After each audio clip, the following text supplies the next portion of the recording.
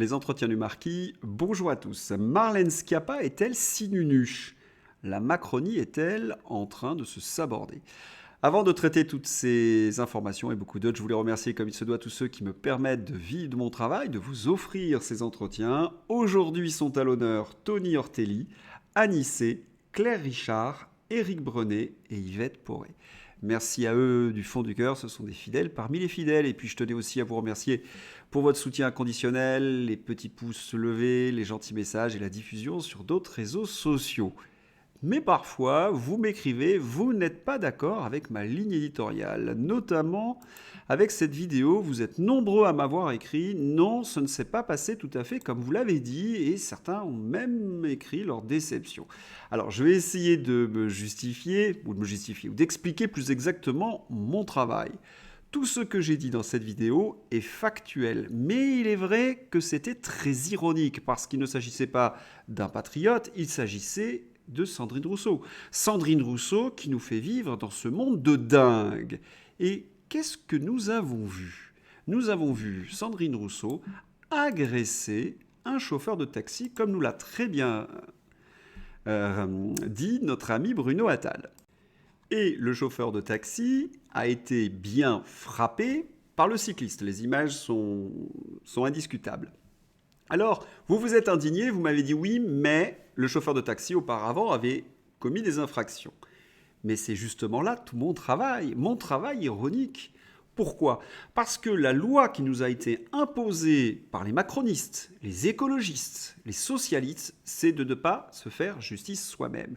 Si quelqu'un, par exemple, arrête un voleur chez lui, eh bien, il peut être accusé de séquestration. C'est arrivé à ce patriote, j'en avais parlé il y a quelque temps. Il a pris 2 ans de prison avec sursis parce qu'il a arrêté un voleur.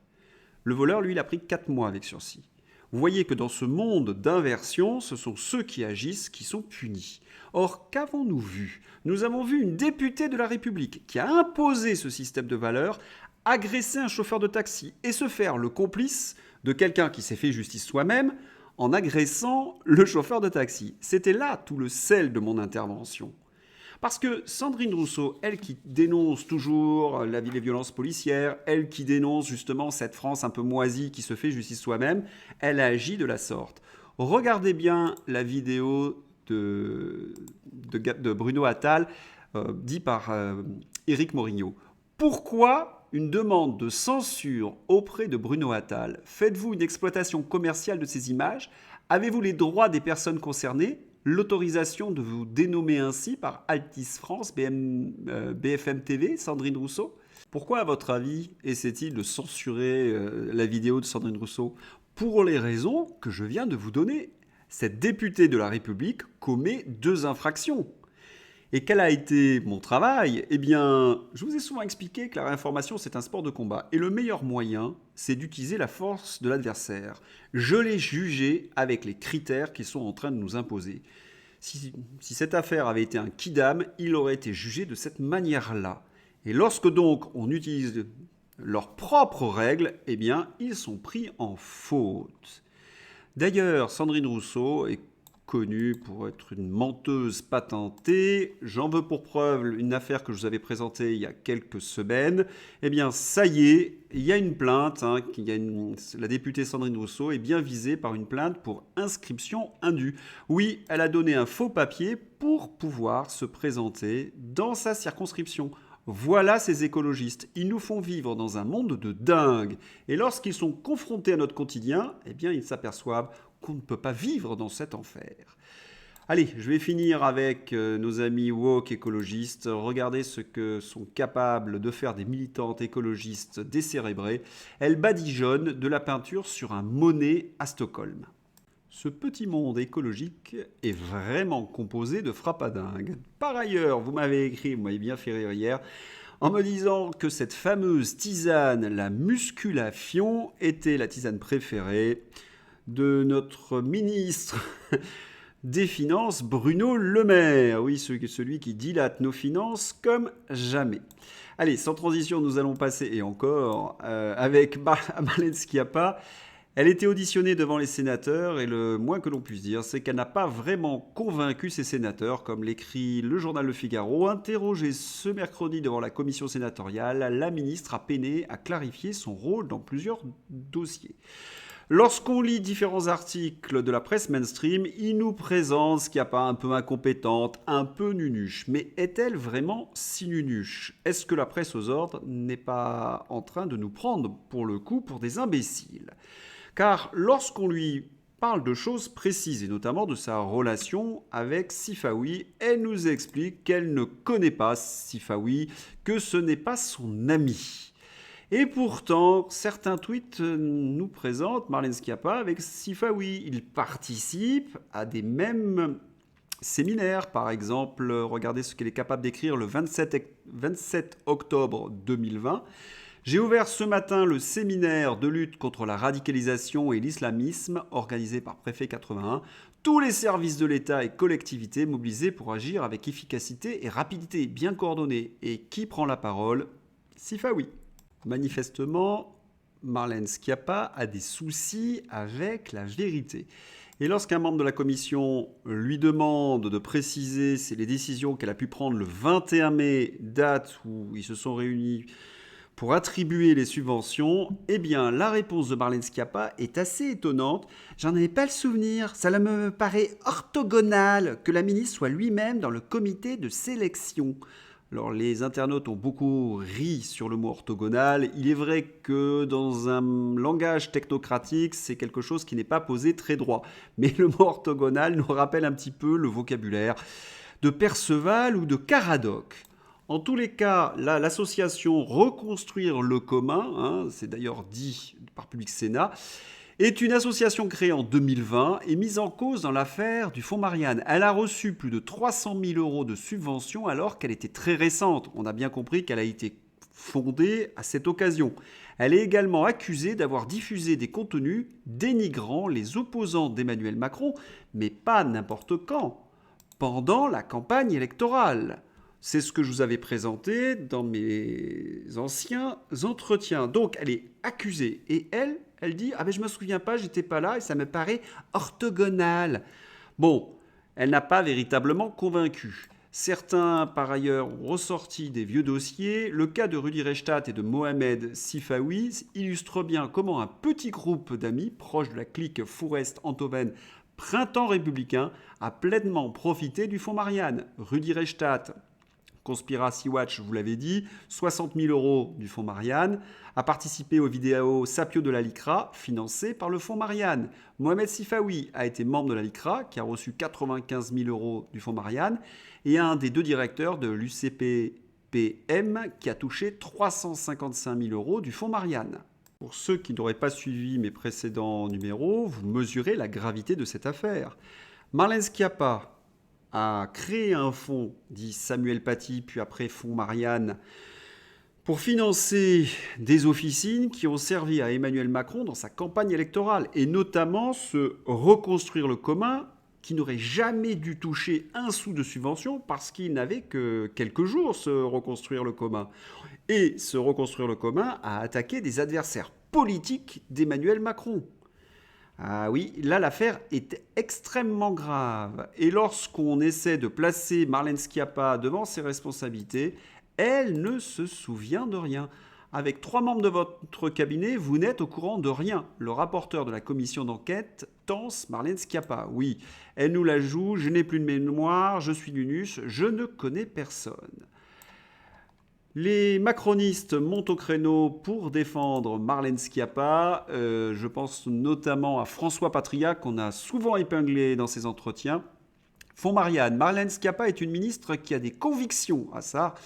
Elle est victime d'accusations qui retombent totalement aujourd'hui. Elle a dit comment elle avait géré les choses avec beaucoup d'humilité. Je souhaite qu'elle reste au gouvernement. Bon, on ne peut pas faire plus langue de bois que François Patria, et s'il est vraiment sincère, je me pose des questions sur, son équilibre mental. Alexis Poulain est beaucoup plus féroce. Ces gens sont dangereux. Ils vivent dans une réalité alternative, propagent de la désinformation et financent des officines qui alimentent des campagnes de harcèlement en ligne. Pire encore, leur projet politique vise à installer une censure des oppositions et un empêchement de la liberté d'expression. Et qui était aussi en liaison avec Rudi Reichstadt et consorts? Il y avait Julien Pain. Et comme tout le monde demande aujourd'hui à Julien Pain de s'expliquer, Julien Pain est en train de bloquer toutes les personnes qui pourraient lui reprocher d'avoir participé à ce complot, il n'y a pas d'autre mot. Alors ça nous amuse parce que c'est vrai que je bloque assez peu car je veux éviter de tomber dans un entre-soi. On se réjouit d'être tous d'accord. Je ne bloquais que les insultes, mais je pense que je vais aussi bloquer les trolls au com sans argument ou lien avec le sujet. Vous en pensez quoi? Oui, vous avez peur, Julien Pain, parce que vous êtes directement impliqué. Et Elon Musk met son petit grain de sel. Alors non pas au niveau de la France, mais au niveau de tous ces fact-checkers. Elon Musk écrit: les soi-disant vérificateurs de faits sont d'énormes menteurs et incroyablement biaisés. On aimerait que Julien Pain, Rudi Reichstadt nous explique ce que veut signifier Elon Musk.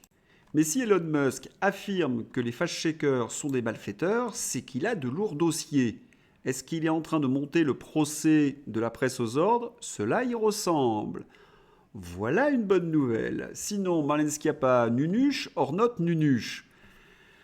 Eh bien, on va faire une synthèse. Marlène Schiappa est forcément un peu nunuche. Pour s'en convaincre, il suffit de prendre un livre de Marlène Schiappa, de ses romans pornographiques. Pour s'en assurer, c'est d'une bêtise crasse.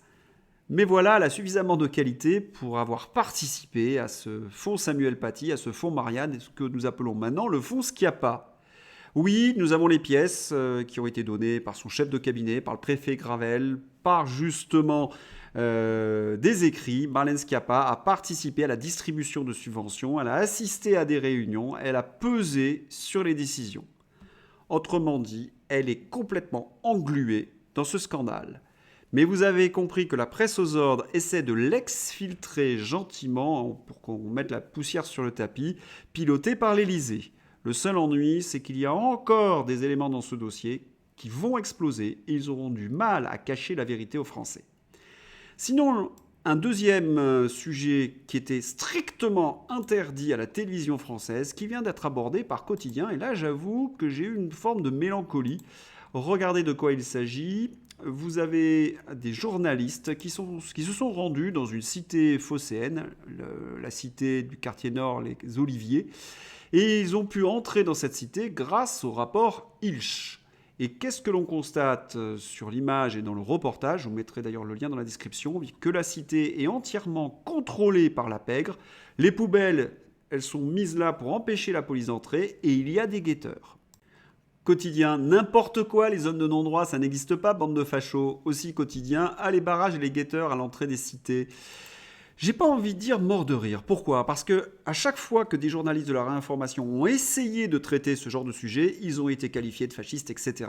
Et je me rappelle d'un travail que j'avais fait où j'avais expliqué qu'ils étaient munis de téléphones portables. C'était à la fin des années 90. Ces téléphones portables étaient assez rares et certains avaient osé me répondre que je présentais en fin de compte ces dealers mieux organisés que la CIA. Une comparaison, pour détruire ce que j'avais pu écrire. Cela fait 30 ans que nous savons que ces choses existent, ça fait 30 ans que la presse aux ordres empêche les Français de savoir qu'il y a des ghettos qui sont contrôlés par des mafias étrangères. Oui, ce sont bien des zones d'occupation. Et on apprend au détour d'une phrase dans ce reportage, je vous mets le lien dans la description, que les habitants de ces cités sont pris en otage. Et qui sont les complices de cette prise d'otage? Ce sont les pouvoirs publics, c'est Emmanuel Macron, ce sont les socialistes qui ont fait en sorte que jamais les informations ne remontent, que jamais les Français ne soient avertis qu'il y a à peu près 1500 ou 1700 quartiers en France occupés par la pègre. Et là, c'est Quotidien. Que veut dire ce changement de paradigme? Est-ce que Quotidien est piloté par l'Élysée parce que Macron voudrait s'approcher de la droite un peu plus patriote? C'est l'hypothèse. Et cela y ressemble. Parce que, en ce moment, Emmanuel Macron laisse fuiter dans la presse qu'il va y avoir un changement de gouvernement et qu'il est en train de consulter tous les partis politiques, et notamment les LR. Édouard Philippe a été reçu à l'Élysée. Et voyez ce que je lis dans la presse. Remaniement, majorité, les vétos, de François Bayrou. Mais quelle mouche a piqué François Bayrou pour refuser l'arrivée des LR dans le futur gouvernement Macron. Certains pourraient me répondre qu'entre François Bayrou et les LR, il y a de lourds contentieux. C'est juste. Mais je pense qu'il faut remonter en arrière. En 2017, la campagne d'Emmanuel Macron patinait. Qu'est-ce qui lui a permis de franchir l'épreuve du premier tour? Eh bien, c'est l'apport des voix des centristes de François Bayrou. François Bayrou a été qualifié, et à toutes les élections, ça fait 14 ans qu'il nous impose ces saletés qui abîment la France, François Hollande et Emmanuel Macron, c'est lui qui permet l'élection de ces personnages. Si Emmanuel Macron se tourne vers les LR, eh bien le parti MoDem est marginalisé, il n'est plus le faiseur de roi, il n'a plus de commission avec de gros salaires, il n'est plus au centre de la vie politique française. C'est pour cette raison qu'il fait tout pour que les LR n'entrent pas au gouvernement. Mais dans ces conditions, il est en train de s'aborder la Macronie. Et il a jeté plus que le trouble. Cela se chamaille dans tous les coins. Eh bien, encore une bonne nouvelle, parce que s'il commence à se disputer et à se saborder, cela nous laisse de l'espoir. Et puis Emmanuel Macron se saborde lui-même. Là, j'avoue que lorsque je vous ai dit qu'il voulait entrer au BRICS, c'était tellement étonnant qu'on se demandait si ce n'est pas un canular. La réponse n'a pas tardé à venir de la part de l'Afrique du Sud et de la Russie. Moscou réagit à la demande de Macron de se rendre au sommet des BRICS. Il s'agit d'une organisation dont la France ne fait pas partie et vis-à-vis de laquelle ils n'ont même jamais éprouvé la moindre politesse, sans parler des bonnes intentions et de sentiments. C'est Maria Zakharova. Et le dirigeant de l'Afrique du Sud a dit qu'il ne l'avait même pas reçu officiellement. Autrement dit, que ce soit la Russie ou l'Afrique du Sud, ils ont humilié Macron sur la scène internationale. Encore une humiliation diplomatique. Emmanuel Macron les accumule. Mais vous constatez que sur le plan de la scène intérieure, c'est la même chose. Alors dans le Figaro, on voit Emmanuel Macron promettre des subventions à l'intelligence artificielle. Il y a Raphaël Enthoven qui livre un match avec l'intelligence artificielle. Tout cela s'est monté de toutes pièces pour éviter qu'on ait affaire au vrai dossier. Cela se passe très mal à tous les niveaux et on voit mal la Macronie résister à ce qui va arriver dans les prochaines semaines. Et puis, il y a l'affaire ukrainienne. En effet, alors je vais commencer l'affaire ukrainienne par mon petit délice du jour, allez sur LCU et regardez leur reportage, parce que pour tous ceux qui ont travaillé sur la rhétorique totalitaire, sur le journalisme, ce sont des modèles de propagande. Éric Brunet s'est fendu d'une argumentation pour défendre LCU. Contre-offensive, nos reporters racontent des ONG sur l'utilisation des mines en Ukraine. On en trouverait sur 30% de la surface du pays. Les troupes ukrainiennes ralenties ne perdent pas espoir. La première chose qui m'a fait réagir, c'est les 30% de mines sur la surface du pays. Pour tous ceux qui connaissent le conflit depuis 2014, ils savent que l'armée ukrainienne a miné toute la ligne de front qu'il y avait à Bakhmout. Ils avaient créé une sorte de ligne Maginot. Et que l'Ukraine était un des pays les plus dangereux pour les civils à ce titre. Il devrait peut-être rappeler qu'en effet, l'armée ukrainienne a miné une grande partie du territoire et que de nombreux civils sont morts. Ça, évidemment, ça ne sera pas rappelé par LCU et c'est du factuel. Et lorsqu'on écoute le reportage de LCU, c'est un modèle qu'on devrait donner dans toutes les écoles de journalisme. En effet, c'est un modèle dans le sens à ne pas imiter. C'est un pur exercice de propagande. Nous ne savons pas d'où viennent les images, nous ne savons pas où sont les lieux, si ce qui nous est présenté est vrai, parce qu'il y a des drôles de mélanges. Notamment, il y a des images qui manifestement viennent des archives ukrainiennes, pour une raison simple, c'est que l'image de la caméra du journaliste de LCU n'a pas la même qualité de grain que d'autres images. Et puis, le journaliste n'a affaire qu'à des officiels ukrainiens. On se souvient qu'en Irak, de nombreux reporters de guerre avaient décidé de quitter le théâtre parce qu'ils étaient encadrés par des officiers de propagande. Et c'est exactement ce que nous avons. Et vous entendez tout le narratif de la propagande de Kiev être déroulé par le journaliste de LCU. CQFD. Alors, quand on les écoute, en fin de compte, ce qui empêche l'avancée triomphale de l'armée ukrainienne, oui, ils aiment bien les superlatifs, ce serait donc ces mines. Pas d'artillerie, pas de drones. Mais à un moment donné, on voit quand même des officiers se cacher parce qu'ils auraient peur des drones russes. C'est-à-dire qu'il y a des contradictions à l'intérieur. Et qu'il y aurait quand même quelques blessés. C'est là aussi où on aimerait avoir plus de précision. LCU et beaucoup d'officiels de l'OTAN défendent cette contre-offensive.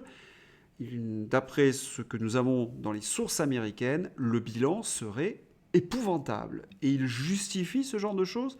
J'aimerais aussi qu'il m'explique. Maintenant, lorsqu'on sort de LCU et qu'on va sur le Figaro, par exemple, on arrive à avoir des reportages un peu plus équilibrés. Guerre en Ukraine, chars et blindés occidentaux détruits et capturés. Une mauvaise surprise pour Kiev. Et vous imaginez que c'est à la une du Figaro. C'est-à-dire que le Figaro est obligé de reconnaître ce qu'il a caché pendant de longues journées. Ils reconnaissent que cela se passe plutôt mal pour l'armée ukrainienne. Et lorsqu'on va visiter les sites militaires, ils nous expliquent que la ligne de front n'a quasiment pas bougé. Alors elle est où l'avancée triomphale? Où elle est la déroute de l'armée russe selon votre reporter Billy Crystal, messieurs de LCU? J'ai l'impression que c'est essentiellement dans votre imagination. Je pense que les critiques sur votre ligne éditoriale vont continuer. Et puis les Américains essaient de se sortir du sabotage du Nord Stream. Voyez ce qu'écrit 20 minutes. Guerre en Ukraine, la CIA prévenue par les Pays-Bas de la destruction de Nord Stream. Et il y a une phrase qui a attiré mon attention, c'est que les autorités de la CIA ont demandé aux autorités de Kiev d'arrêter ce genre de choses. Ils auraient essayé justement d'empêcher ce sabordage. Est-ce que cette information est très crédible? Je vous en laisse seul juge. Ce qui est certain, c'est que la CIA est attaquée pour avoir mené cette opération de sabotage. Et on a l'impression qu'elle est en train de reporter la responsabilité sur Zelensky. Là aussi, ce sont des signes qui sont assez intéressants. Ne trouvez-vous pas? Sinon, je vais terminer... Ah non, pas encore le journal, je ne vais pas le terminer. Regardez cette interview de Christine Coton qui a sorti un livre. Elle est interviewée par Nicolas Dupont-Aignan et vous apprenez de choses très intéressantes à l'intérieur de cette interview. Et oui, Christine Coton révèle le scandale des vaccins Covid et elle a bien étudié tous les documents sur les phases de test, des révélations fracassantes. Voilà, je vous remercie, j'espère que vous avez apprécié cette vidéo. Je vous souhaite une bonne journée, puis à bientôt pour un nouvel entretien. Au revoir.